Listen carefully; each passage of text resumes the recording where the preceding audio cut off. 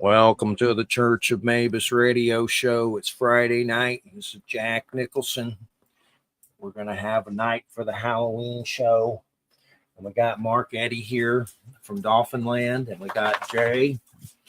We got David Goudsward. Am I saying that right? Say your name one good time. Goudsward. Close enough that I recognize it. It's my Georgia. Goudsward. But anyway, it's great to have you here, Dave. We're doing an H.P. Lovecraft show. I always try to make Halloween very special. Next week is Tyrone Ellington, and that's like a prehistory, Renaissance, and ancient aliens. And then our final Halloween show is Jacob Matati put out a comic called Pumpkin Guts, the Hellbound Halloween, and he has hearses and goes to like hearse conventions. He also has a car just like Christine from the Stephen King movie. So that'll be our final Halloween show. And then that Friday we're taking a break. So we don't do a show on Halloween, that's for sure. But or Thanksgiving or Christmas. But anyway, great to have you here. Florida representing. Were you born here? No, I was born in New England.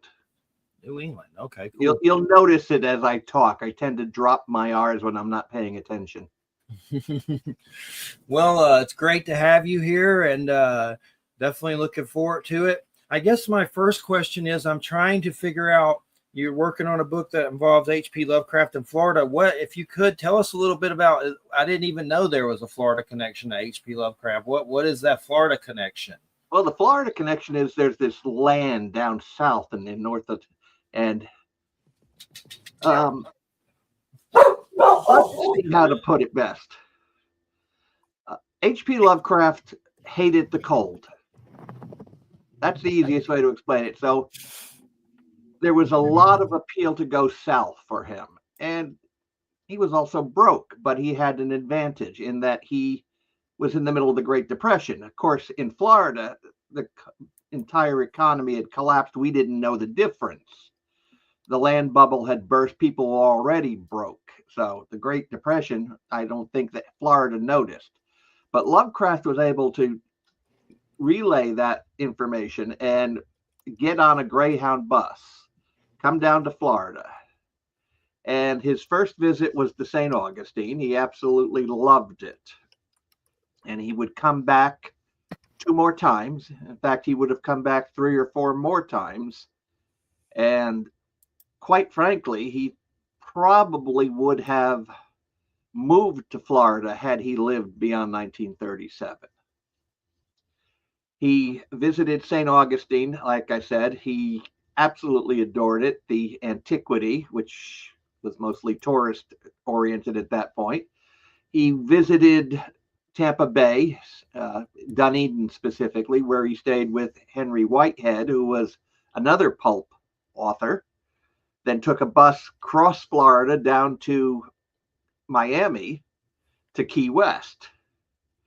Stayed in Key West, came back to Miami, stayed in St. Augustine, went back to Providence. That was the first trip.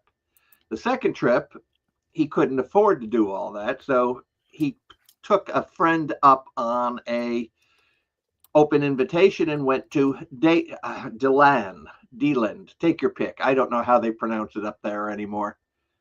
But it's a tiny little college town, and Stetson University, and he stayed with Robert Barlow. Now, Barlow was a teen who absolutely had no friends, no interest in anything other than collecting fiction. He stayed there for 3 months, and then went to St. Augustine and then went home.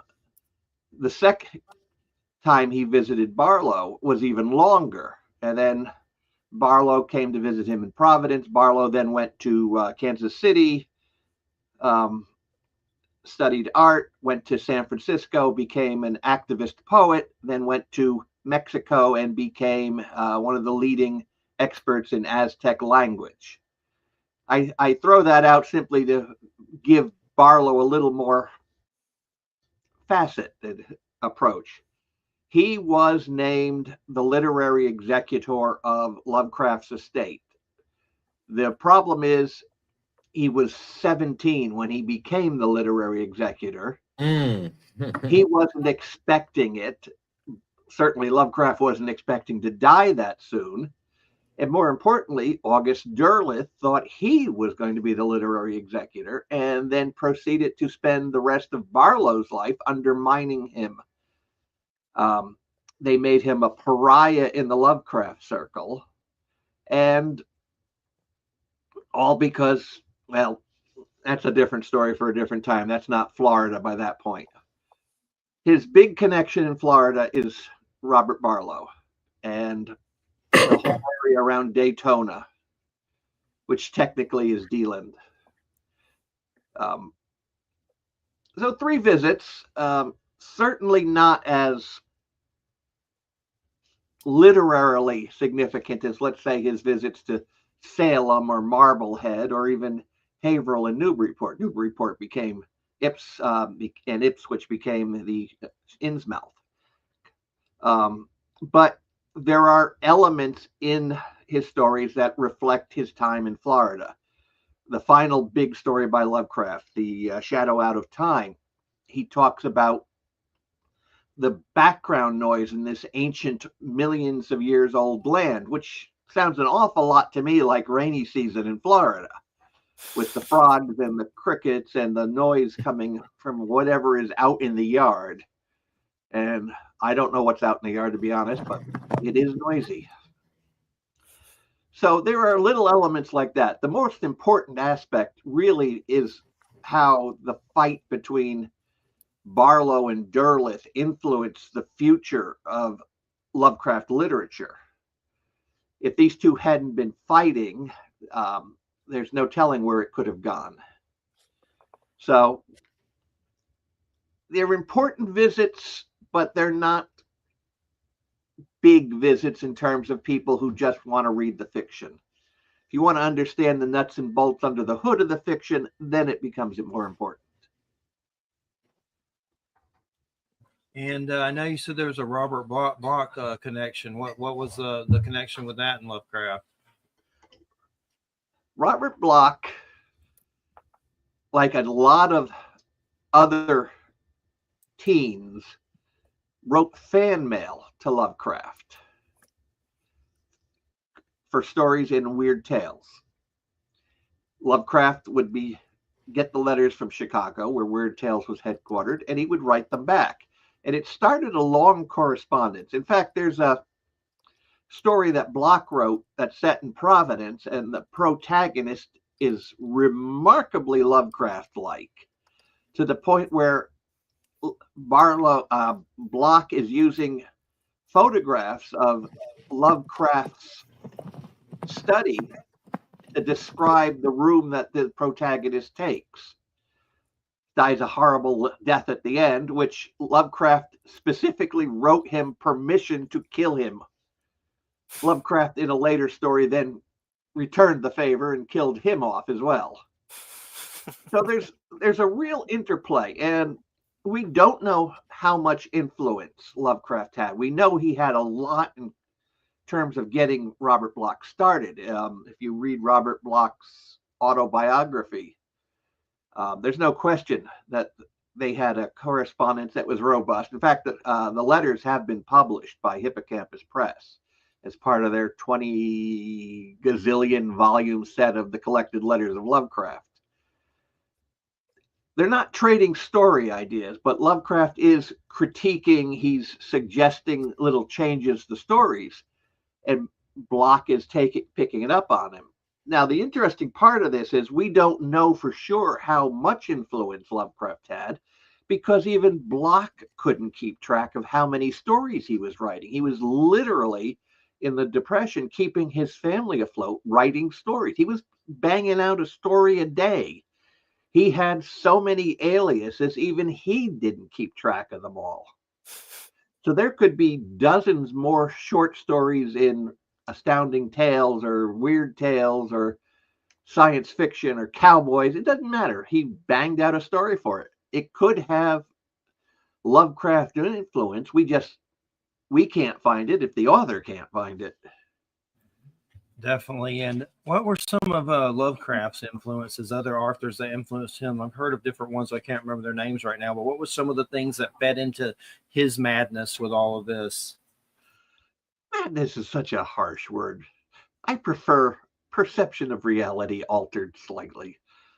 I understand, and I usually use madness for me. Well, I don't know you that well, so I can't help. All right, go ahead. My background is history, not psychology. Hmm. Lovecraft himself was influenced by Edgar Allan Poe. Then again, who wasn't in that time period? Poe was still the king. Lovecraft visits all of the Poe houses that are still extant. The cottage in Bronx, the Philadelphia house, the Baltimore. In fact, he almost got caught in a hurricane in Richmond because he stopped there on his way home to see the house. So you always got, when you ask who influenced Poe, that's a different story. But you ask who influenced Lovecraft, Poe. You can almost put it in a Venn diagram of Poe, Lovecraft, King. They're all interconnected. They're all influenced, obviously not by each other, because I'm pretty sure King wasn't even born yet, but that's a big one. Arthur Machen was another one. But there is a long essay called Supernatural Literature that Lovecraft did. And it lists every major story by his opinion. Of course, I'm blanking on the actual full title, but it's not hard to find. It's been reprinted by everybody from Dover on up. And there are some people in there that you don't think of as horror writers that he considers to be significant writers of weird fiction. And he does differentiate. He doesn't like violence on screen. He doesn't like violence on page. He likes the original stuff. He absolutely hated Dracula with Bela Lugosi. Liked Bela Lugosi, hated the movie. Frankenstein sent him into apoplectic fits. It was so far away from his beloved original story. And technically, if you look at the book and you look at the movie, they're really not that similar. So Lovecraft was a vacuum. He took in everybody, anything, Lord Dunsany, and they weren't influences in the sense that he had a period where he's writing pastiche, but you can definitely see where he had a Dunsany period where he was working with certain sequences and certain concepts in certain language that are different from, let's say, Dunwich Horror, which is 100% Lovecraft. Lovecraft liked to put, well, we call them, let's put it this way, we call them influences. Well, he was inspired by the mountains of Attle in Wilbraham, Massachusetts, and that's how Dunwich ended up out there. Not necessarily. Lovecraft had this very odd sense of humor in his literature. Lovecraft was not a professional writer. Period. Lovecraft was an amateur who wrote for himself and wrote for his friends who just happened to get published in major publications. That's the way he saw it. So when he's writing things with inside jokes that only his friends would get. So Attle and Wilbraham,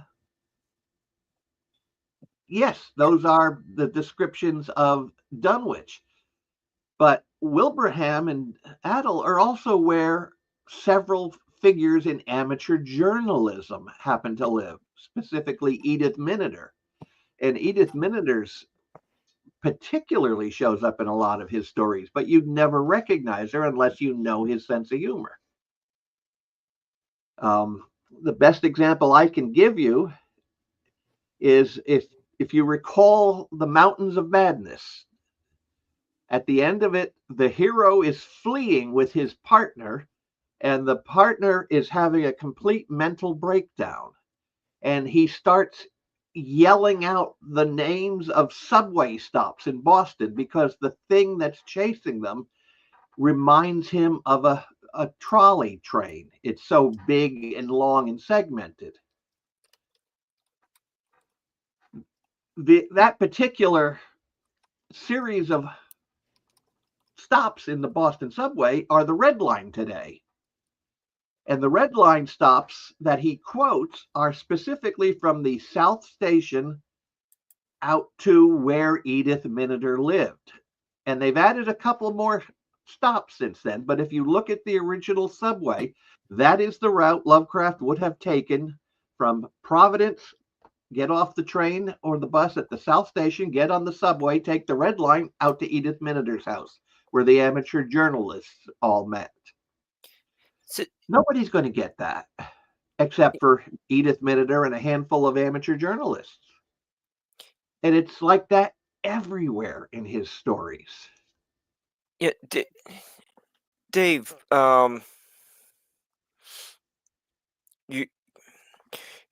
you and your brother took a lot of photos of these places, and you have them in your Lovecraft books. You're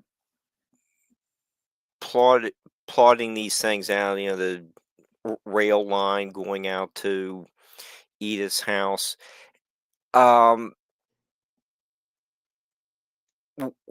What you do as a historian really does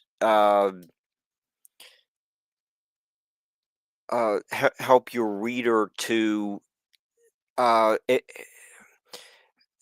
they can walk these same routes or drive there, have a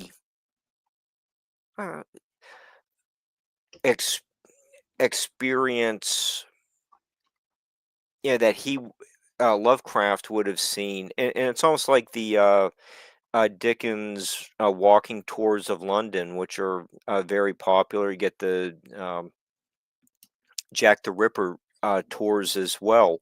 I think that's one of the really nice things about your writings is, okay, you recreate that route. You can do it yourself and check the descriptions in which the Dunwich Horror, which whatever book we're discussing.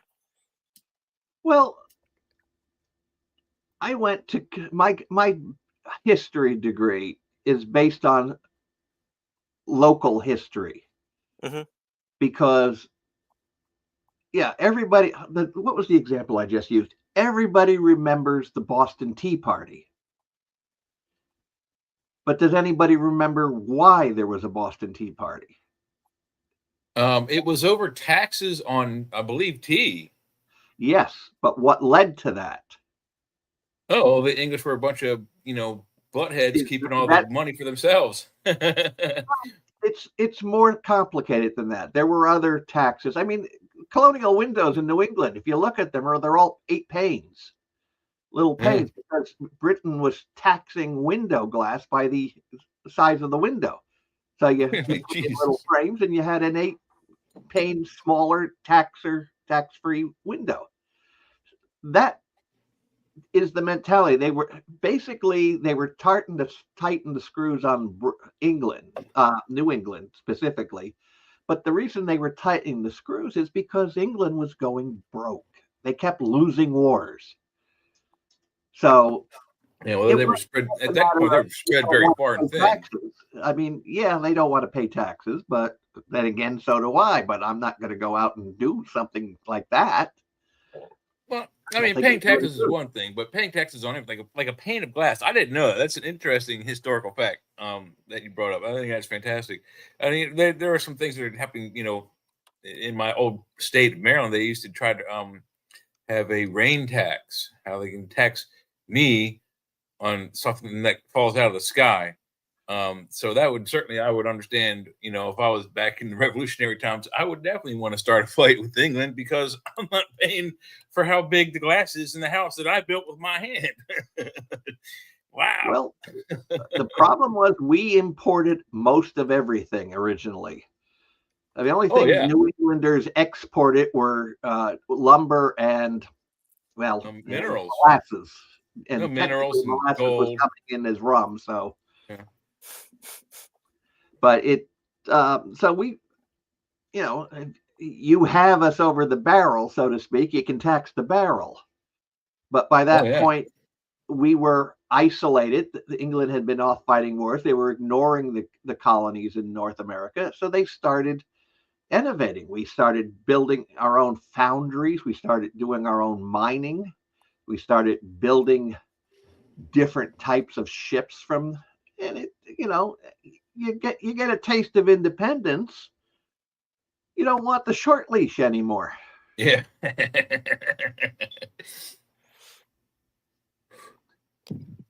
And Dave, you do mention some of the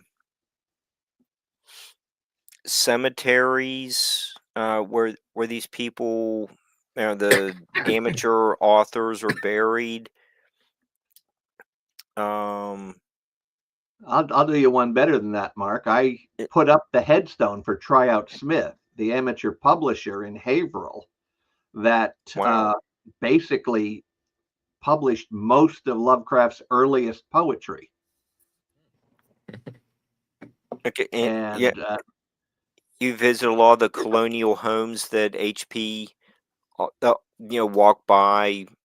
Well, you can do that better in Providence. In Haverhill, he found an interesting phenomena, which was they had gone in, and this is Lovecraft's observation. As someone from Haverhill, I can't say he's accurate or not. I don't think he's 100% on this one, but his point is valid.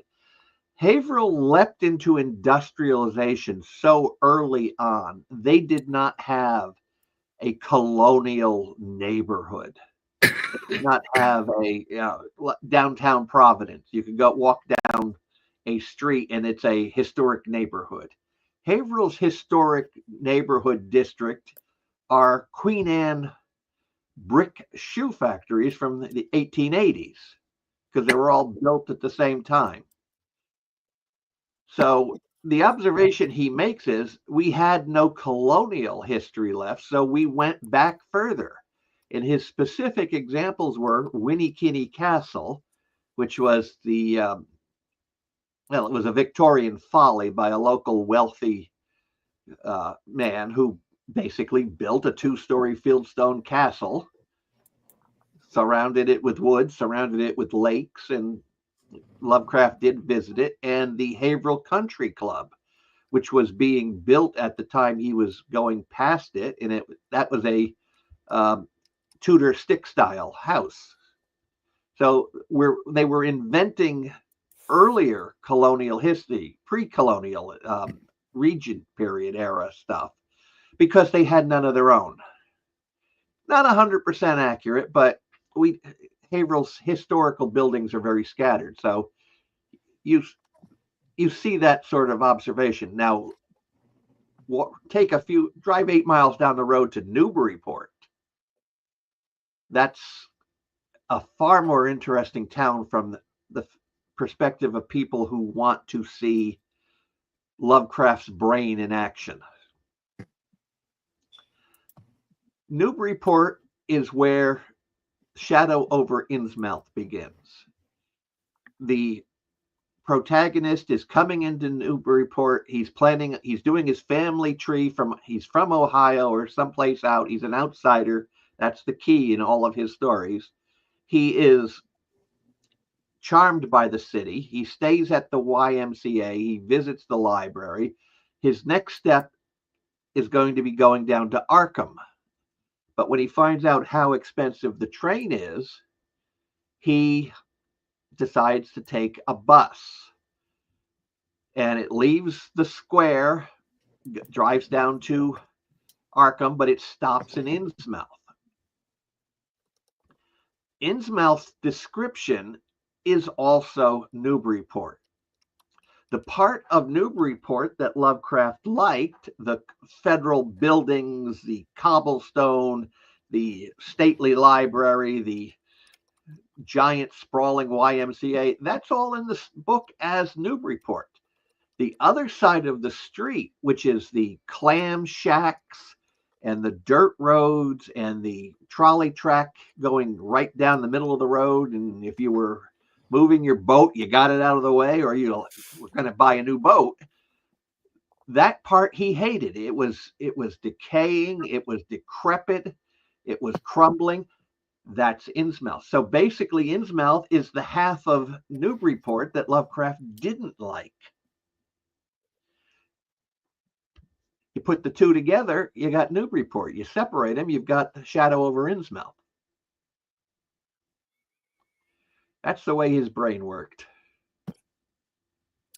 Jeffrey, are you developing a greater understanding of your literary hero Lovecraft after this show? And we're only Going deep. It's going deep for sure. A lot of stuff I don't know about him. I enjoy his stories, and I've enjoyed the movies that spawn, which they never seem to. Not many movies hit the mark. They usually, most Lovecraft movies, except maybe some of the Jeffrey Combs ones, kind of suck. But he's influenced a lot. I mean, I'm no expert on Lovecraft, that's for sure. So I'm learning a lot. Yeah, this is a basically a college course in Lovecraft Definitely. studies. Oh, this is the easy stuff. You want to read the book if you want the hard stuff. Yeah, and I'll give you an example. Go ahead. I'm going to say one word, and you will recognize it. Necronomicon. Yeah. The Necronomicon does not exist. Within Lovecraft's lifetime, people were writing, asking him where they could get a copy. That's how realistic he painted it. But he painted it in broad strokes and encouraged everybody else to use it. So it's in August Derleth books. It's in, I think Block uses it a couple of times, and other authors. Basically, he considered it a shared universe before that was a term that you used. Yeah, it's very similar. Ghostbusters does a similar thing where they're talking about how to do research on, the name Zool and all that, and they're like, well, why don't we look in Space Catalog? Yeah, we'll try Tobin's Spirit Guide. They don't exist either. They do now post movies. They've had somebody go and Ghostwrite, put them up. But they're after the movies, I'm like, I want to go to the library see if I can find these. And you go to the bookstore either, and they're like, nope, doesn't exist. I'm like, damn it. The Necronomicon, we've had Peter Levenda on, who was supposedly was part of that Simon Collective that wrote that crazy little weird spell book and all that little paperback. That's a weird ass book, even though it's probably not real, but there's still a creepiness to it. But my question is, with Lovecraft and the creatures he creates, and there's just an eeriness that's not there with a lot of other authors, or not on that level. It's like an otherworldly, just a creepiness. It's like talking about a skinwalker or something. It just gives you the creeps, his creatures, just the way wherever he pulled from his imagination or other freaking worlds, I don't know, but there's something to them. I'm getting goosebumps just talking about them. It's like they know I'm talking about the master. The light touch of the master. Anybody and everybody can use the Necronomicon. In fact, if you look at the Necronomicon as a separate entity unto itself, it's a book. And now it's a shorthand for this is a book of bad things. You shouldn't open it. Oops, you opened it. Now the story has a plot. Yeah. In fact, it diverged. There are actually two different directions it went in. And one is, it starts with Bruce Campbell, God bless him, and The Living Dead, or whatever. What the name of his movies? Well, the best one, The Army of Darkness. Evil Dead. You can tell I'm a big movie fan. But the first movie, it's not called the Necronomicon. That name doesn't pick up until the second movie. The book with the face on it has become the archetype of what the Necronomicon looks like. And That's entirely an invention of the movie. In fact, at this point, Japan uses the face book. Hey, I like that. I got it. The original Facebook. They use it as a shorthand. They don't even have to say it's the Necronomicon. They just show you the book with the face on it. You know it's the Necronomicon. You know bad things are about to happen to your favorite cartoon character. Excuse me, to your favorite manga and anime character. And that's just a prop. I mean, everybody's used it from Ghostbusters on up. And I like the Ghostbusters cartoon as much as the next guy, but the inside jokes there would be very, very more amusing if people realized some of them. But anyway, that's Lovecraft. He's a cultural phenomena that everybody else is using, and most people use badly. Herbert West is way too gory for Lovecraft's personal taste. But then again, he never liked the Herbert West story. He agreed to do it. He banged out these 6 serial parts that were literally not supposed to be connected as a novel. When he needed a story to fill the contract, he'd bang out another story, cookie cutter, Herbert West, boom, boom, boom. But he was finished. He never considered that anything other than grunt work. But look at the legs it has. Herbert West has got movies, he's got toys, he's got if you ever see Pete Rawlik, he's done an entire universe of fiction based on the Herbert West universe. And that's one thing that I did want to ask you about. It was the movie industry. I mean, Lovecraft died before the first synchronized sound and sound for talking. But he was around to hear the first synchronized sound with sound, music backdrops and sound effects backdrops. I wonder if anyone knows what his thoughts of that, because the industry was brand new. I mean, it was only 10 years old. Movies at the time when he was in his old age, how old he was, I didn't catch the date. But 1937 is when he died, in October is when the first movie came out. He died in March, so he didn't get to see what we are now, the industry we have now. So I wonder how he thought the industry, if it was going to be a flop, because it probably wasn't. First, people were like, oh, it's just a fad. It'd be like the hula hoop. In 10 years, nobody will know what it is. Well, he did not like the horror movies, Universal. I mean, he didn't like Dracula, didn't like Frankenstein. Don't think he ever saw the rest of them, like White Zombie. His favorite movie, as far as we can tell, was Berkeley Square. Oh, wow. Which, if you think about it, is a time travel movie. So, shadow out of time. People are moving through time different. It's when you think Lovecraft, you don't think fluffy little lighthearted rom-com. No. That's basically all Berkeley Square is. That's cool. I wouldn't have thought that. Yeah, your life's not complete if you haven't seen White Zombie. When Lovecraft was staying with Whitehead, that's when the books on zombies first started showing up. And the book that they basically made White Zombie from was a book that Whitehead had in his collection and thought it was remarkably bad. Whitehead had previously been a Anglican Episcopalian minister in the Caribbean, the West Indies, Dutch West, not the Dutch, we owned it. They were the U.S. Virgin Islands by the time he was done. And he was a strong supporter of U.S. Virgin Islands, which were sold to the United States from one of the Scandinavian countries on the condition that they weren't subject to prohibition, because the U.S. Virgin Islands under their previous name, were one of the major suppliers of rum to Europe. And the first thing the U.S. did was slap the embargo on it and enforce prohibition, which destroyed their economy to this day and really annoyed most of everybody who liked rum in Europe. And Whitehead fought that. He fought for them all his life. And he was a big deal. He was one of the people invited to see Charles Lindbergh land on.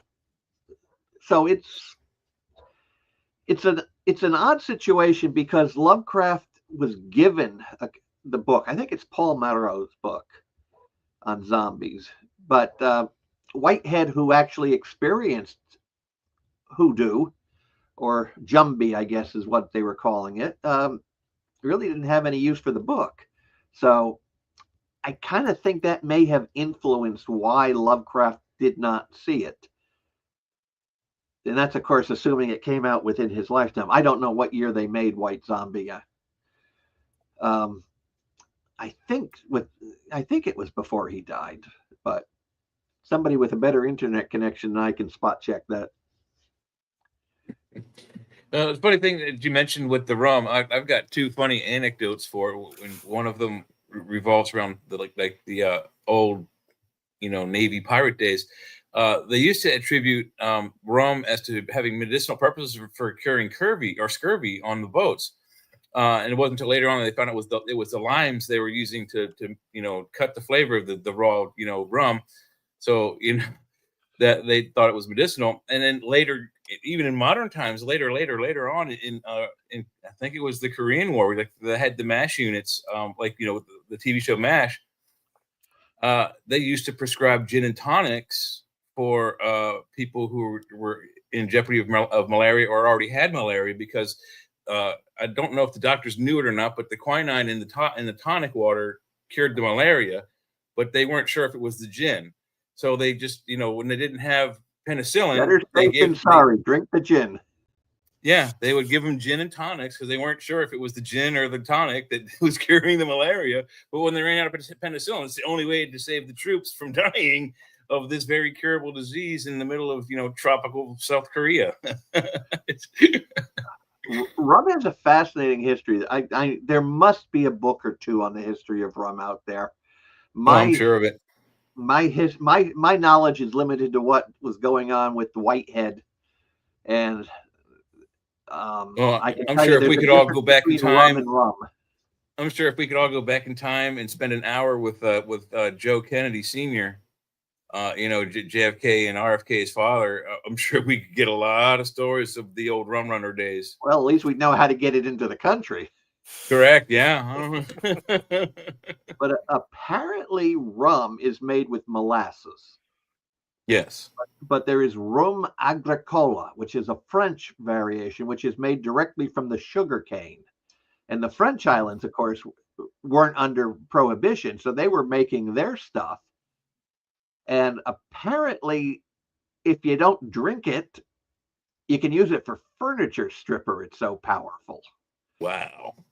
I mean, this stuff will take the enamel off your teeth level. Oh, no. Well, they say the same thing about Coca-Cola. Go to YouTube and just look up Coca-Cola and trailer hitch, and there's a guy that takes literally a 2-liter bottle of Coca-Cola and a green scrubby, like a dish scrubby, pours it on his shiny chrome trailer ball hitch. And after, I don't know how long it took him. It probably took him all day. They don't, they compress the time on those videos. But the Coca-Cola, apparently, if he didn't use any other chemicals, it looks in the video like Coca-Cola will strip chrome straight off a piece of metal. Yeah, makes you want to run out and have one. Maybe rum and Coke. Yeah, which I do. I used to enjoy those, but they give me heartburn. So I prefer, when I was in college, I was a bartender, and one of my specialties was floating liqueurs. There's a shot called a B-52, which is 3 different liqueurs floated one on top of the other, which is not hard to do, but you have to know how to do it. And then my other specialty was daiquiris. And I used to host daiquiri parties at my apartment. My roommate and I would call, his girlfriend and her friends would come over, and we'd have, 4 or 5 daiquiris, watch movies and TV. So I'm very familiar with rum and the daiquiri medicinal effects of it.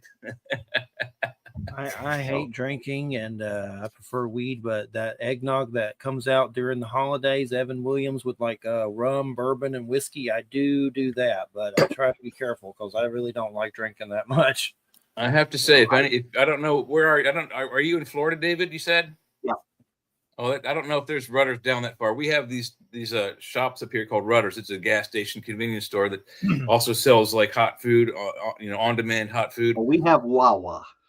Okay, they might have their version. You might try their version of eggnog. My Rudders is directly across the street, like 100 feet across the street from me. It's very close, but they make the best eggnog. And typically people would taint it with brandy. Some people prefer rum. Try Kahlua. If any of you like a nip during the wintertime, one shot of Kahlua. Interesting. Mix it. No, really, mix. You have to pour the eggnog first because it's so thick. They're both very thick.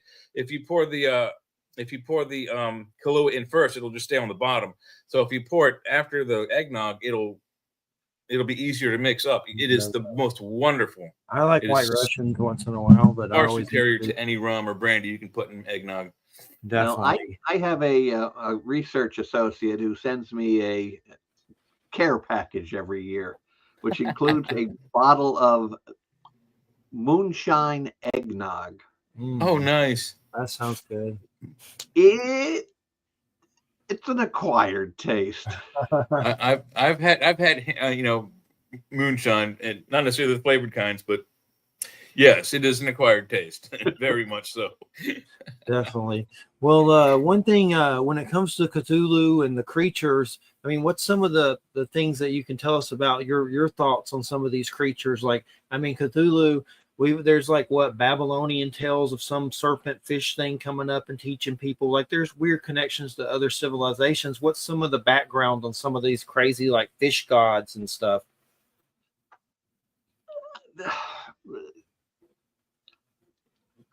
It's one of those questions you don't know where to start hitting at it with. Lovecraft knew folklore extraordinarily well, and I don't think anything he wrote about a monster was deliberately focused on a mythological character, but I think there's enough features, because keep in mind, most of these creatures never actually physically show up in the pages. If you see it, you're so horrified you can't even describe it. So you have to leave clues in there, and maybe the mythology you're familiar with, maybe you're not. He loved his mythology. In fact, he was probably an amateur folklorist, which nobody gives him credit for. But in his I gotta remember which visit it is. In his 1930, the first visit to Florida, 31. I am not good with numbers. For a historian, I'm terrible with dates. His first visit. Don't feel bad if you get it within 50. I'll count you as an A+. That's how we did it in my. I have a degree in art history from. Yeah, and so when then they say, what year was this? We'd be like, 1850s. Like, ding, ding. As long as it's 1851 or 1849, you're good. 1931. That's my final answer, Regis. He was in St. Augustine mostly. I mean, he did go to Dunedin. He did go to Key West. He did go to Miami. Hated Miami and Key West. Key West was quaint. It looked like a Caribbean village, and he desperately wanted to go to Havana, but never could afford it. But hated Miami. I don't know. He seems to have gotten around pretty well. All those cities you just named. I mean, he's zipping all over the place. And for a time when transportation wasn't that not that reliable. People say he's a hermit. Well, that hermit went as far as Cleveland and New Orleans and not Montreal and Maine. So yeah, he did pretty good for a hermit. Mm-hmm. Yeah, but I mean, even so, for the time, 1937s or 1930s, probably when he's most active, 30s, 40s, 20s, 30s. Just think about it. I mean, transportation wasn't all that brand new either. I mean, it's only a 15, 20-year-old technology at the same time, So he found a way to game the system with Greyhound. Greyhound would give you a ticket from Providence to Orlando. Direct line. Greyhound didn't have a bus that went direct from Providence to Orlando. So what they would do is they would make stops, and he would get off the bus. He would go explore. He would come back, get on the bus. So when you say he took the bus from Providence to Orlando, he never made it to Orlando. He was getting off in D-Land. But he would stop in Washington, D.C. He would stop in New York. He would stop in Richmond. He would stop in Charlottesville. He would stop in, he would pick a route where there were places he would wanted to go. And he knew the layovers, and he knew you didn't have to take the same bus the whole way. As long as you kept heading south, you could get off the boat, stay at the YMCA in Charlottesville, get back on the next bus heading that way. They didn't care. It was a trip. You were paying for a trip to Orlando. If you happened to take it over, a week, they didn't care. You couldn't take it and turn reverse direction, but he gamed that thing like a champ. Beautifully. I mean, it's still a work of art to this day. Did he ever get to Europe? Because I think that's pretty much how people play the train systems in Europe. Because they do the same thing with the trains. Is you pay for one way and you get off and on here and there, and stop for lunch here, get back on, and go another hour and get dinner there. That kind of thing. So that's where you got the idea. Maybe I don't know. He did the closest he came to out of the country was Canada. Yeah, Montreal. But one of his ongoing frustrations in life was he never got to Havana. And he was so close. I mean, you're 9 miles away from Havana when you're in Key West. But he just didn't have that extra spare change. He was short by like $15 for the round trip. And keep in mind, this guy was living on a can of beans and some crackers a day at some points because he was so desperate to travel. One of the highlights of his last trip to St. Augustine is that they had beans on sale at the local Piggly Wiggly. He got 5 cans for $0.25 and always traveled with silverware and a can opener. Yeah. And that was, he was not eating enough to keep somebody alive. And to this day, I have it in the back of my head that his diet was part of the reason why he developed intestinal cancer when he did. I mean, you can't live on canned beans and blocks of cheese and a donut and a coffee and call it a full day's meal. Yeah. But yeah. And he was fairly young. I mean, 47 was when he passed. So yeah. And I'm going to get back to the folklore thing before I forget, because you guys are as bad at staying on tangents as I am. Yeah. That's saying something, by the way. Folklore. And this leads back to where we started. He was in St. Augustine, and he talked to the locals. He found out about, who said what was haunted, who said what was there, what tourism to avoid. And he heard about a sea monster that had washed ashore. A giant octopus. Suddenly everybody's head goes, oh. He had heard about the forgotten St. Augustine giant octopus, which was the 1890s.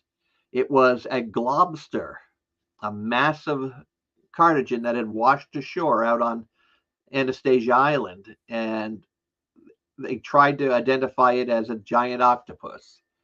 And eventually they just buried it in place because, let's face it, it's gonna stink in the Florida sun. But he picks up this story. He never used it. This is not something that ties into Cthulhu. It already had been written, actually. Yes. But he tells this story to Robert Barlow, who was, again, he had not even met Barlow at this point. He Barlow is going, I hate Florida. I hate Florida. I hate Florida. I want to go back to Georgia. I hate Florida. I hate Florida. He never liked Florida, by the way. So Lovecraft is trying to give him material that he thinks will help cheer him up. And one of the stories he tells him is about a sea serpent that washed up on the beach. Well, Barlow doesn't specifically say that Lovecraft is the one who told him, but there's only one giant sea serpent washing up on the beach in that section of Florida. And there's only one person who knew about it who could have shared it with Barlow. So there's that level of folklore, both aggregating and being distributed. So there's your cryptozoology connection, by the way, or the first of many. It makes sense because there was a book that was used for the Dungeons and Dragons RPG game in the 70s and 80s called Deities and Demigods, and the first printing of it had different myths, Celtic mythos, Egyptian mythos, Norse mythos, et cetera, but it also had the Lovecraftian mythos, and it had monsters and creatures from that, gibbering mouthers and other things. And one of them looked like the gibbering mouther was just like this mass with tentacles, suckers, and mouths everywhere. But they weren't allowed to use it. They didn't pay for any rights or copyrights to it. And there was also another mythos in there that they didn't pay the copyrights on. So the second printing, they had to take those. Huh? Gray Mouser and Fafnir. Yes, they were in there as well. Yep, exactly right. I have my Greek Keds. I have a copy of the first edition still here. There you go. Awesome. But yes, I am truly still nerd. But Lovecraft copyright. There's an entire book that just came out last year by a scholar named Marcos Lagaria. And all it is a history of who really owned the rights to Lovecraft's works. And the answer is technically nobody, because he never final divorced his wife. So technically when he died, she should have gotten it, but she didn't know she had it because she thought she was divorced. In fact, she had remarried by that point. And so everything lapsed into copyright open turf at that point. I mean, Derleth is desperately trying to pretend people that he has the rights. He doesn't. I mean, there have been attempts to create an estate with relatives. There, Robert Barlow didn't have the rights. Even if not, it's almost been 80 some years, isn't it? Like the standard copyright term is usually 85 years from the date of copyright, I do believe so. Yes. Even if someone had it, at some point they're going to fall off anyway. August Derleth was bluffing. If he had tried to sue Sci-Fi magazine because they wanted to run a piece of Lovecraft stories, these are guys, teenagers with typewriters putting out a newsletter on Steno. They're going to blink first. The difference is Robert Barlow had the legal documentation. He eventually gave up in despair because he had moved to Mexico. He didn't have the strength or the energy to, teach himself to waddle and still fight with August Derleth. So Derleth got control of the estate by attrition, but technically there was no estate to control. It was all open it's already public domain. Yeah. So that's a mess. I was looking through that Peter Rawlich's books. I'm not familiar with them, but that looks like a little journey in there that's interesting for sure. I'll have to check that out further. There's another one I want to get that Joe R. Lansdale, who's been on the show, he did like an anthology book that's Lovecraft. I haven't gotten a hold of that. I want to get to. It's just amazing how this stuff's still being empowered today, from this one person. It's very powerful. Well, Pete Rollick's stuff I cannot recommend highly enough. The first book in the series was The Reanimate Whores, plural. And it's basically a doctor in Arkham's family is killed by one of West's escapees. And he then devotes the rest of his career to perfecting the serum and sabotaging Herbert West at the same time. To check it out. It's just amazing. He's got a gift for tying people in. He any pulp character you can think of, it's just thrown in there casually. It's if you blink once, you're going to miss references. I'm going to check those out. They look good for sure. And you ever heard of Scott Martis? I know he passed away. He was big into like cryptid sea monsters and stuff, and been on the show. Yeah, I know Scott's work. I think I've got a couple of his books still floating around here.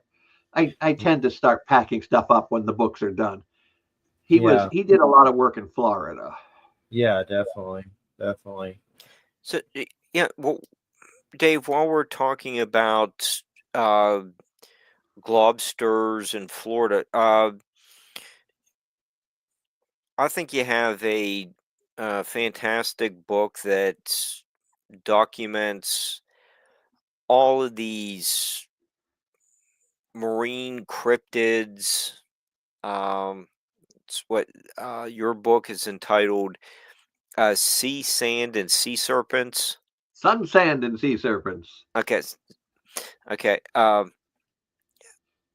think you are presenting all sides of, let's just say a newspaper article, and you did mention that an example earlier, but you look at the possibility of a hoax, your studies of animal behavior, so your readers get a comprehensive view of what could have been seen. Maybe we just don't know, but there were many eyewitnesses. You get the Kraken one is the one that took the fishing bait under a rock, and they couldn't. Yeah, They had to cut the line. More of a generic term. So it's been in use since 1800s, and it was a giant squid, and then it was an octopus, and now it's a separate entity. But again, there are two things I believe in, particularly in cryptozoology, Lovecraft studies as well, and everything else I do. God, there's some odd ones there.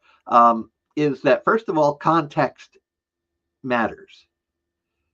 You have to know, you can't say this guy saw a sea serpent in this lake, therefore there's a sea serpent in this lake. Why that lake? Could he have seen one? The fact that this sea serpent is in a landlocked lake makes you a little nervous, but nobody mentions whether it's landlocked. The other thing that I very strongly feel is not every sea serpent is a legitimate sighting of a cryptid. Are some real? Probably, possibly. Could it be a misidentification? Probably, possibly. But not every single one is going to be a sea serpent. And the only way to do that is to get rid of the fakes, get rid of the hoaxes, get rid of the newspaper fabrications. I agree with you. Some of the TV shows that deal with some of these phenomena, particularly cryptos and ancient aliens, the guy with the hair, Giorgio, will grab a rock that has some weird, anybody could carve this thing on this rock design. He's like, look, evidence of aliens. No, it's not. It's just a rock with a design on it. It doesn't mean a thing. I'm going to sneak away for a second. I got a window open in training. Okay. No problem. Yeah, and everybody, you're listening to United Public Radio 107.7 FM New Orleans. And I was supposed to plug this book at the beginning of the show, but I forgot. Beasts Beyond Belief, Sneaky Werewolves, Flying Cats, and Accidental Apes by Michael D. Winkle. Illustrated by Mel White. This nearly 200 tales of cryptid animals and other unusual beasts are contained in this well-researched book by Michael D. Winkle. Readers will encounter familiar monsters like Bigfoot, Nessie, dinosaurs, and ancient fish that have survived into the present day, and less well-known beings as flying cats and rabbits, brain-eating horrors, and interdimensional hamsters. And that's by Uncle Bear Publishing. They're just making some books, and you can check it out. Beasts Beyond Belief, Sneaky Werewolves, Flying Cats, and Accidental Apes. So check it out. So what's up with Tyrone Ellington? You ready for that next week, Mark? He just said he's ready. I just got to send him a StreamYard soon. Yeah. I think Tyrone is going to bring some interesting stories. He's been, when he was in the service, he was in the Afghanistan, like that. It's Middle East area. I don't know if that's the right geography, but his book is really well done, and he's been to some of the places he's writing about. He makes some great points about the Renaissance that started like 3200 BC. Very, very interesting. He has a well done book. It'll be a good show. We got some great. I always try to get great guests for Halloween, and we got David here. That's as good as you can get. We got Tyrone. We got the Jacob dude coming on for Pumpkin Guts, the Hellbound Halloween. Last year we had Dara, was it Mason, about Father of the Crossroads, Song of the Dark Man. He had just been on with Whitley Strieber, and that was a crazy one about the devil. That one was real creepy. That was our Halloween one, but this one's going to be good this year as well. And it's good to have an H.P. Lovecraft show. That's for damn sure. So, Dave, what are some things about H.P. Lovecraft, some of the most unique things that maybe other people don't know, or the first stuff that kind of pops up that you love about H.P. Lovecraft, or things that come up that you like to talk about with him? Well, that's a broad stroke. I'm trying to get some of the deep, the dirt, some of the good stuff. H.P. Lovecraft was born, raised, lived, and died in Providence, Rhode Island. He has a grave marker that says on it something he proclaimed in letters: I am Providence. Having said that, he could barely function under 50 degrees. If it dropped down below freezing, he was housebound. If he went out, there was a good chance he was going to pass out. He is not built to be a New Englander, and was seriously considering going south. He had a standing offer from the Barlows to live in their old a cabin on the property, but Whitehead offered him room as well. Everybody who knew him was perfectly okay with him coming to live with them, and he basically said, "Love to, could, maybe 10 more years I might, but it'll be St. Augustine. I gotta have the history." His biggest complaint about what was it that made him pass out in the cold? Was it some kind of pathology that he had? Why was he passing out in the cold? There have been all sorts of armchair physicians, including myself. Who is it? L. Sprague de Camp goes so far as to suggest that Lovecraft had a disorder that made him almost cold-blooded, which is absolute and utter rot. Personally, when my book comes out, finally, it is going to be my theory that it's malnutrition, because they have found that in lab rats that it occurs, that there is almost a hypothermic reaction to lower temperatures because of poor nutrition. Oh, it also almost sounds like low blood pressure as well. Yep. I mean, his wife talks about them walking outside in cold weather, and she practically had to drag him inside the house. He was so completely disabled by the cold. So, Salem, Massachusetts. God, no, not Salem, New Hampshire. Salem, Massachusetts is the archetype for Arkham, except that Salem doesn't have a college. The college happened to be Brown University in Providence, which was his landlord for a good chunk of his life. So Miskatonic University is Brown, but Miskatonic is located in Arkham, which is probably almost entirely based on Salem, including the history of witches. And Marblehead is Kingsport. Dunwich is way too far out to be a Massachusetts river valley. I mean, that would be the Connecticut River. It's so long. But there is no river that corresponds with going out as far as Attle or Wilbraham all the way down into the center of state and then make a jog up into the north and then exit into the Cape Ann Bay. Salem and Marblehead, or if you prefer Arkham and Kingsport, are on Cape Ann, Massachusetts, which is also the Cape Ann Sea Serpent. How's that for tying both topics back together? Lovecraft was a big eater, but it had to be stuff he liked. Seafood made him ill, even the scent of it. But he could walk into a ice cream shop and have all 32 flavors. Sounds like me. Did not drink. Knew a lot more famous people than is the key word. A lot of names that are no longer well known. Samuel Loveman, who's a very well known poet up until the 60s.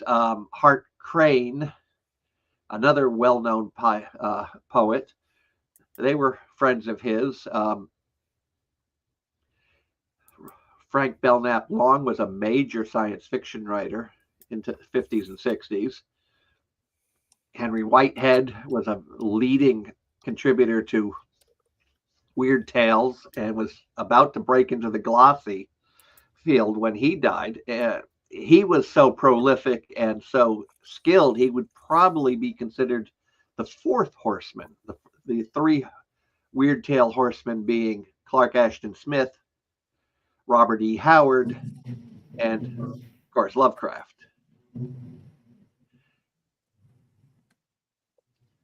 Wasn't there some Robert Howard and Lovecraft correspondence as well, wasn't there? Oh, that's a 2-volume set. In fact, I think they made it. Jeez. Lovecraft's correspondence to Howard, I believe, is 2 volumes. Wow. They've also published a lot of Robert E. Howard's general correspondence, and I think that's like a 4-volume set. But yeah, very different styles. You know, Conan versus Cthulhu. Yeah. What is the movie with Renee Zellweger? Did you ever see that one? The Whole Wide World, with Vincent D'Onofrio playing Howard, and I know there's some mention, I think, of that Lovecraft correspondence in that movie. Yes, her estate has been giving permission to pulp historian scholar Bobby Deary to reprint some of her letters. So the Robert E. Howard crowd is getting some real good stuff these days. The Lovecraft studies is pretty well starting to dry up. They're putting out one more book, which is the collected letters of H.P. Lovecraft and Frank Belknap Long, which is it's a shelf breaker. It's a hardcover 900-page monster. In fact, I've been trying to figure out how I'm going to shelve all of my correspondence of Lovecraft books on one shelf with this thing. I may build the shelf with it as the base. But it's an exciting time in pulp studies as opposed to Lovecraft studies. I do some oddball stuff. I should do a disclaimer. I am the recently appointed president of the Fossils, which is the Historians of Amateur Journalism. And I tend to put all my oddball, that's a polite word, oddball articles in their newsletter, which is available online at thefossils.org. I do encourage you, if you're interested in amateur journalism or Lovecraft and that ilk, probably you should join the group. And I don't say that just as the president. I say that as somebody who is just really a big fan of the organization. That's where you get your Tryout Smith material as well. But I publish things there like the sense of humor. The part I was mentioning about the Red Line in Boston, that's an article in the Fossil. I did an entire article on Lovecraft's visit to Silver Springs, Florida. And at a time when they were advertising that they had filmed a Tarzan movie there. They had not. Johnny Weissmuller had actually was filmed in the Silver River speed swimming, but he was on a promotional tour for BVD swimwear. Before the movie. So it became BVD underwear. No, well, I don't think you do that in the swimwear. It slows you down. No. I mean, the company later on, they don't. I think they stopped making bathing suits. They just did underwear. That's because Johnny Weissmuller retired. Oh, I guess so. Your cash cow goes. What are you going to do? Johnny Weissmuller was touring the country. I mean, he even swam in the Chicago River. Yeah. But this was before Tarzan. So when they made the first 2 or 3 Tarzan movies, you'll always see there's a scene where he has to jump in the water and swim. That was shot at Silver Springs, but it wasn't shot for the Tarzan movies. They just advertised that he had been there. That's funny. So I called that article, of course, Lovecraft in Loincloth. Mark, are you still there? You okay, Mark? Maybe he stepped away for a second, which is fine, but I was just making sure. Him. Everybody needs a break from me. Yeah, he might have gone potty. For sure. Well, it's interesting, Florida, it's a weird place. There's definitely so much history and definitely with cryptids and everything. I know Stacy Brown, I don't know if you ever heard of him. He's on a lot of the Bigfoot shows, and him and his dad up here got some weird thing on the thermal cam and won some contest and got 35 grand or something, but it was like a Bigfoot or something really weird. I've also heard that there are some ranches around here like Skinwalker Ranch that they've been investigating, but they can't tell you what place they are because the people don't want to hurt their business and stuff. So there's a lot of weirdness in Florida for sure. What's some of the weirdest stuff about Florida that's come up with some of this cryptid stuff? A lot. I know. I got the showbanger stoner questions for you. Yeah, he doesn't ask any hard ones, does he, David? I should have segued at some point. Florida, up on the Panhandle, there was a sea monster that got hooked on a ship. The steamer ship was they used to send these ships out with tourists, and they would run a feeder line, and the fish would get caught, and then of course they would reel it in, and the fish would then be given to the tourists, and they could all claim they had been fishing in the Gulf. Something big hooked it, and they actually were pulled by this thing, and they eventually tired it out and reeled it in, and it managed to unload every gun on the boat, and apparently there were a number of them, and bring it ashore. And what they are describing is a primitive form of shark known as a frilled shark. The teeth are corkscrewed and inverted so that once it bites, it don't let go. And it has the gills are positioned so that the top gill goes all the way around, almost entirely around the throat, and it makes it look like it's frilled. The thing is, frilled sharks don't get that big. The biggest fossil record of them is nowhere near this big as whatever this thing was they caught. They still exist, but 3 foot, 4 foot, maybe 5 foot on a good day. And then they started to see there's a whole spate of these giant frilled sharks being seen across the waters of Florida. They saw them down in Miami. They saw them up and down the Gulf Coast. Still don't know what it is. I can't discount it. It's too many sightings in too many places that are too consistent, but it's not a species I've been able to identify other than a giant frilled shark, which is not a thing. Welcome to cryptozoology. What else you got in there, Mark, in your bag of coyote goodies? Yeah, so sorry I had to step away for a second. You've done some work with Lauren Coleman. I am on the board of directors of his International Cryptozoology Museum. Oh, cool. I even got a business card. I had to print it and pay for it myself, but I have a business card. Okay, so how's Lauren? What's going on with the museum? Funny you should ask. The museum is leaving Portland in the spring.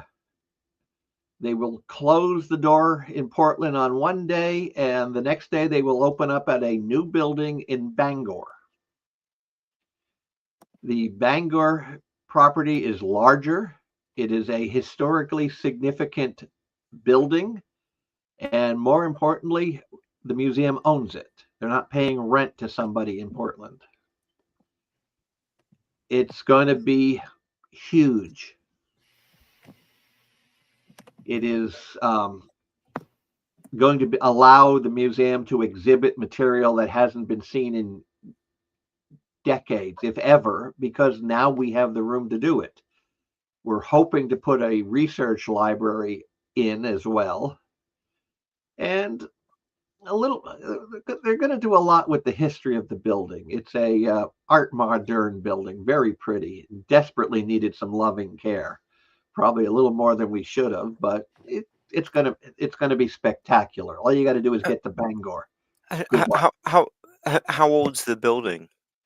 It's only a 1920s building, but it's almost, there's not a lot of Art Deco buildings left anywhere. I mean, in Haverhill, since I know that town better than the other, it's gone. This house I'm in that I bought was built in 1920. Art Deco styling?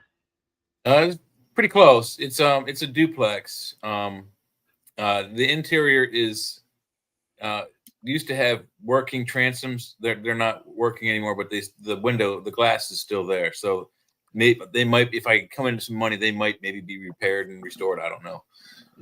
Now, when we moved to Florida 25 odd years ago, and some of them have been very odd,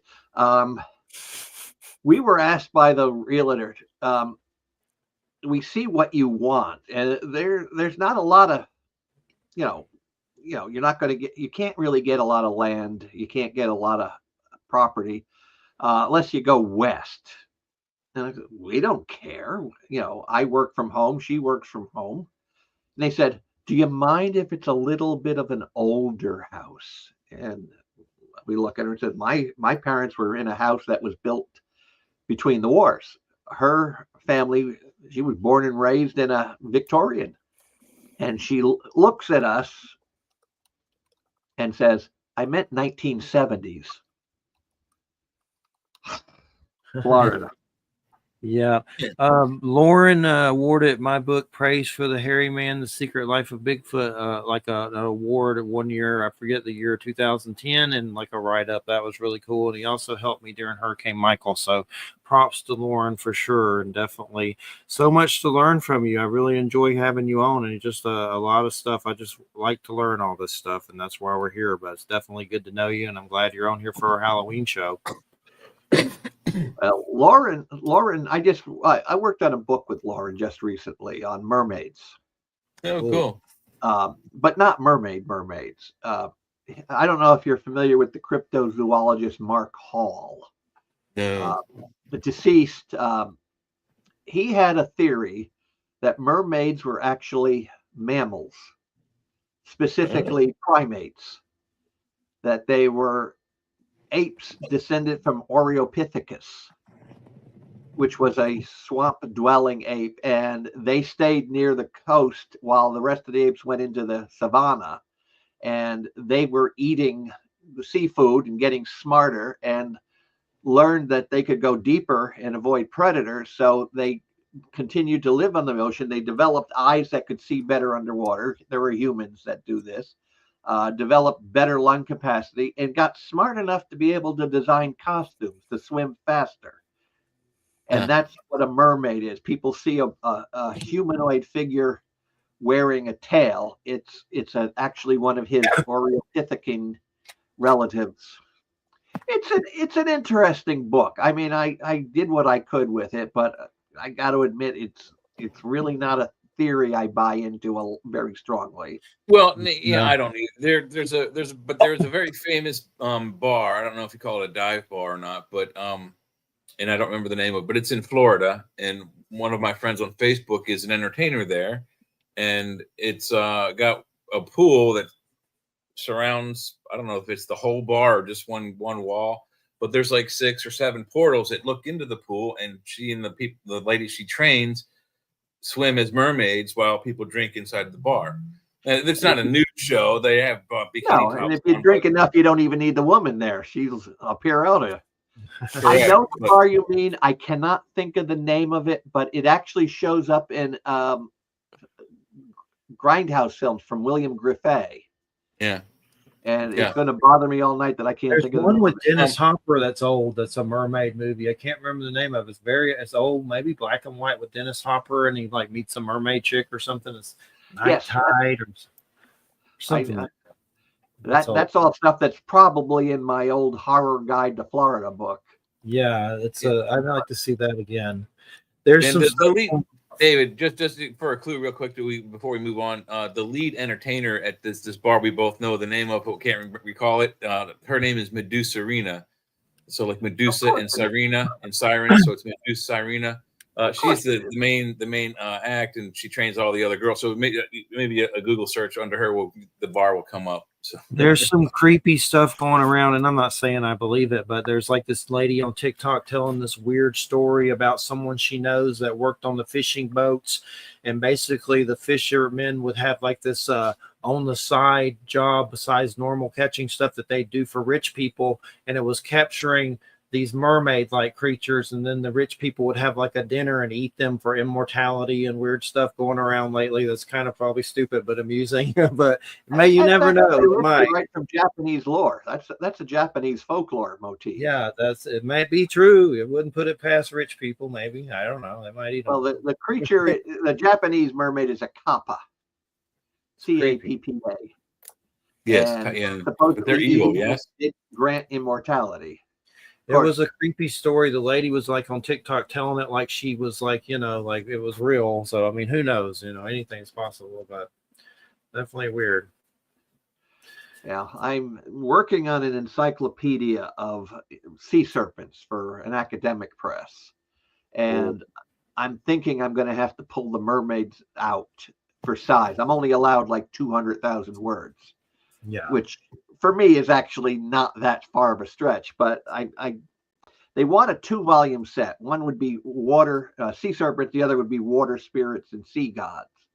But I think there's so much mermaid material now out there that I almost think there's a third book there, because the Oreopithecus book, Mark Hall's book, does not allow for the folklore mermaids. So I found it or somewhere on a TV show or something. Found it. I've seen that on some kind of TV show that I've seen not too long ago. I can't remember it though right now.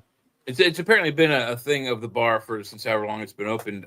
When I was a kid, my dad when he was doing work with the Navy and EG&G, we lived in Fort Lauderdale where this bar is. So, good reason to go back. I was 3 years old, 4 years old. I don't remember anything else about the town, but it's just a neat idea. They have, regular shows and you can go and see the mermaids swim around. And, like David said, if you get enough rum or, gin in you don't need the mermaids. They'll show up eventually on their own. That appeared in a film by William Griffey called Mako, The Jaws of Death. And I'm pulling that out of thin air, let me tell you. It's been featured in a few other places too, TV shows and such like. That's the only one I can think of, and the fact that I can remember it at all, I'm very pleased with myself. Yeah, that Dennis Hopper movie is Night Tide. It's 1961. Yep. 1961.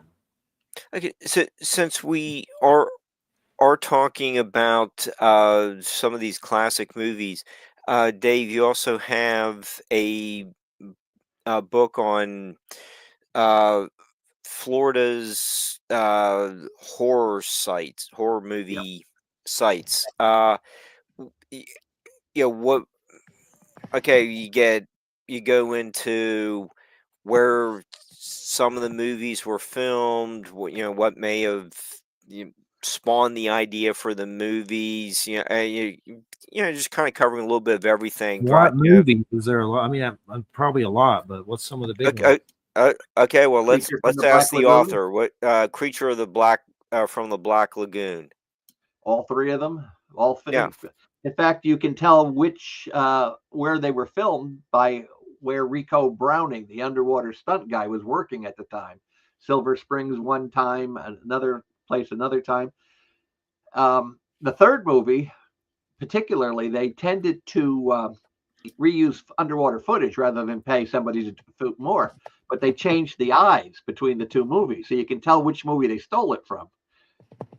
Little things like that keep me amused. The second movie is filmed at Marineland, outside of St. Augustine, which is now Marineland Dolphin Adventures, and it was filmed on the piers in St. John's.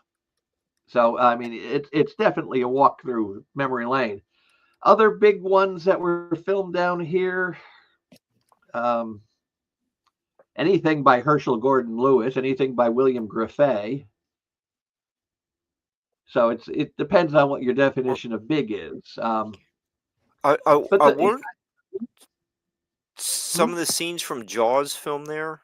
Oh yeah, Jaws 2 were filmed out on the Panhandle. They learned the hard way during the first one. It was too cold to film in the water off New England. And you can get a lot warmer water out in the Panhandle. Just a little bit. Just a bit. Only a degree or two, but who's the Griffin guy? I looked up the other guy. I've heard of Wizard. Bill Griffey. Griffey. Grefe. What did he do? What movie? Well, where to start? A big one.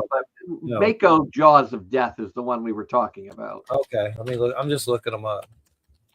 Nice guy. Herschel Gordon Lewis has died recently, but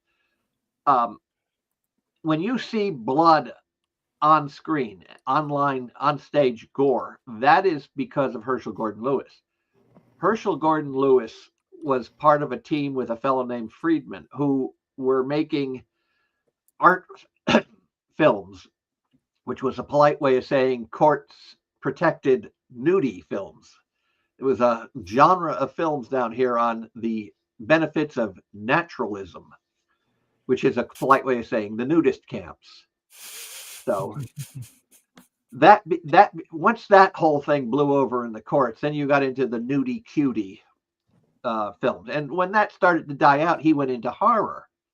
The problem was nobody had done anything with horror. He developed the first blood you could put in your mouth and spit out when something hurt you that didn't poison you at the same time. It was actually basically Metamucil with red food dye, but it was patented. It opened up an entire career for makeup, special effects makeup down here for years.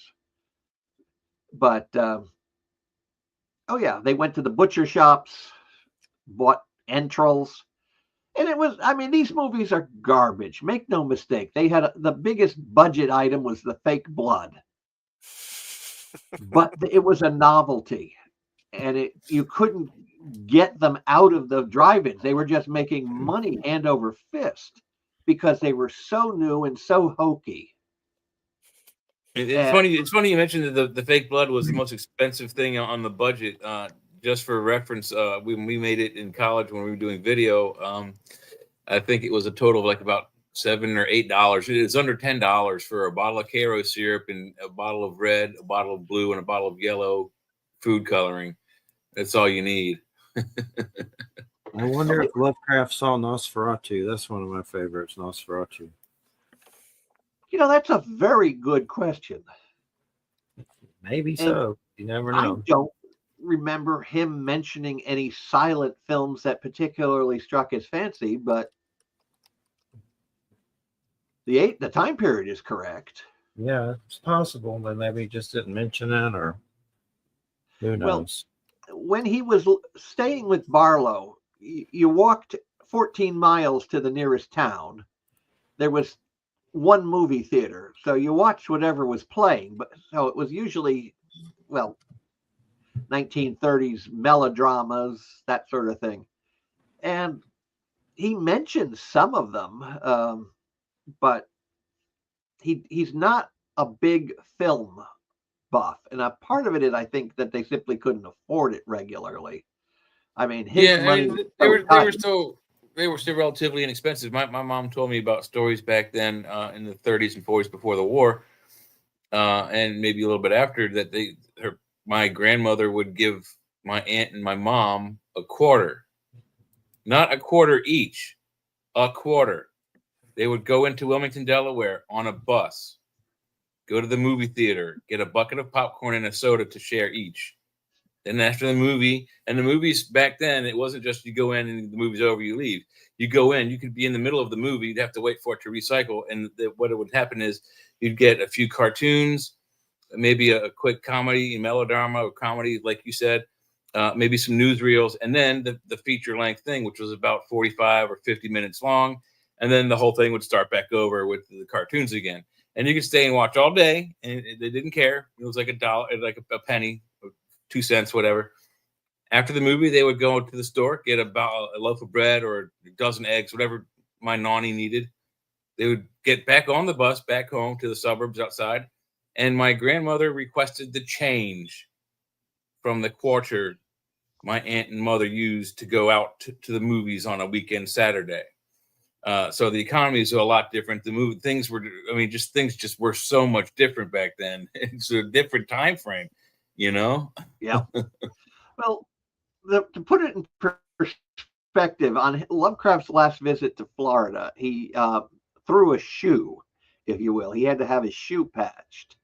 And he was absolutely horrified that it cost him 25 cents to have the shoe patched. 25 cents was, a week's meals for him in some cases. Yeah. His money was so tight that he was keeping track of who was getting postcards and who wasn't, because he couldn't afford the postage like he used to. Yeah. I mean, it was the man had no business being in Florida, with all due respect to the man. It doesn't sound like he had much need of, or it didn't sound like he was very good with money. Basically, I think maybe he had a CPA or something managed for him. He'd have gone further, but he doesn't sound like he's very good with the cash. I think he was, because he could survive on what he had, but I just don't think he had any cash. Well, I was reading on him on Wikipedia just now. When his father passed, he had some money until from traveling everywhere. He spent it all up. Then when his mother was institutionalized, he came into some more cash, and he traveled again, just like you described earlier in the show. He spent all that up. So apparently he did have money. He just didn't have any skill handling money, or at least, but I guess maybe at the end, when he was destitute and broken poor, that's when he was forced to budget on a quarter. But when he had it beforehand, it just doesn't seem like he was good at managing it, which is unfortunate because he could have he could have made it if and it's hard to know if he would have tried to get on the Hollywood bandwagon. Like I said earlier in the show, what did he think of Hollywood? Apparently, he's not that big of a movie buff, but you don't have to like movies to sell your stories and images and make money off of the profits of toy sales and residuals and such like that. So it's a real shame because he had a lot of great stories. But he was in D-Land for 3 months and then 6 months. 9 months in D-Land. We can only confirm one movie he saw, and that, of all things, was The House of Rothschild. Yeah. And he had to ask his aunt what a bazooka was. So, but the fun thing about that movie is not the fact that it was the movie. He saw the first Popeye cartoon. Okay, and Dave, while we had, we're kind of winding down. 5 minutes. Oh, gee, okay. My question, which is going to require a short response, is you just about broke the Mitchell Hedges skull. Yes. Yeah, you did allude to that earlier in the show. There's no such thing as a short answer in my life. Yes. I was managing America Stonehenge. And this is a long time ago. Let's see, I wasn't married, so that's back 35 years. Wasn't. So it was a long time ago. I was running it, probably the 80s. And Anna Mitchell Hedges was still alive. And she was seriously elderly. I don't think she was 100% aware of what was going on at any given moment with her. But she had a handler, and they were at a psychic fair in Salem, New Hampshire, and someone came up with the bright idea, let's take the crystal skull up and put it on the sacrificial table and see what happens. So they show up at 4 o'clock in the afternoon at the end of the season when we're trying to get the place ready to shut down for the winter. There is a roaring fire in the Franklin stove, and they come in. And their handler has got the crystal skull in a velvet lined container. Now, I'm going to see who's older than me. When I say a velvet lined container, I mean it's an old box that a slide projector was in. The cheap plastic cardboard that flipped open at the top, and it had a lining of felt on the inside to prevent static. Mm-hmm. It was a cheap, simple box. And while we were all running around trying to make arrangements to get this poor little old lady up the hill, because she was not capable of walking, the owner, Bob Stone, ended up driving his car up there. We won't talk about his undercarriage. I was running around the building, and they put it in a blind corner around where I was running. And I'm moving as fast as I can because everything is happening at once. I look down, and there's the case with the crystal skull, practically no protection. And my foot is coming right at it like I'm about to kick a field goal in my steel-toed boots. Oh, jeez. If I had hit it and it survived, it would have gone straight slammed into the roaring golden hot Franklin stove, which would have ignited the case. By sheer dumb luck, I was able to hoist my foot up high enough to clear the case. But I still wake up in a cold sweat at what would have happened to me if I was the guy who had destroyed the crystal skull. Were you able to convince everyone in the room that saw you that you were actually trying to train for a steeplechase later on in the year? No, but I probably could have at that point. Yeah.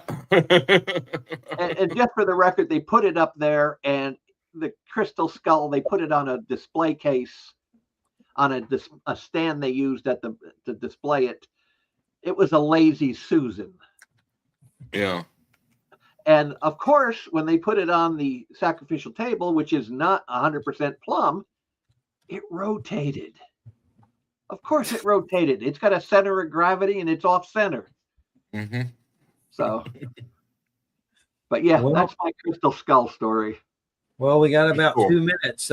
Thanks, Dave, for a wonderful Halloween show. It's always great to find a great, unique guest for my lineup. I always try to make it special, and you definitely fit in with this one for sure. And I appreciate it so much. It's been great. Thank you. What's your website and everything? If you got a link or anything? My last name is my website, so it's goudsward.com. You get to that page, you'll see a picture of myself and my brother. Just click on my smiling face, and it'll take you into my page. Not a lot there, other than a list of books that nobody will ever read. Well, maybe they will now. I've really gotten into the academic press publications, which usually mean they're outpriced to the point where even I don't sell them at appearances. I can't afford them. Well, we've been hitting about 1 million listeners or so, last I heard. So I hope it helps in some way. And, every little bit. Definitely. And I hope to get you back sometime. It's been great to meet you. And thanks so much. And happy Halloween. And stay in touch with your next Halloween. Yeah, Happy thanks, David. Halloween. We actually had trick-or-treaters last year, which I had never seen here ever in my life. They were everywhere. I was like, it felt like a Twilight Zone episode. Like they were all over the place. Oh, never. 25 years in this house, never had one. The They street never has did. no street lights. It's a rural street with a dead end, and I don't have house lights, and I have a long, spooky driveway surrounded by silk floss trees, which of course have half-inch to 1-inch thorns on them. Nice. I eat a lot of chocolate in November. All right, everybody. You listen to United Public Radio 107.7 FM New Orleans. Have a good weekend. Good night.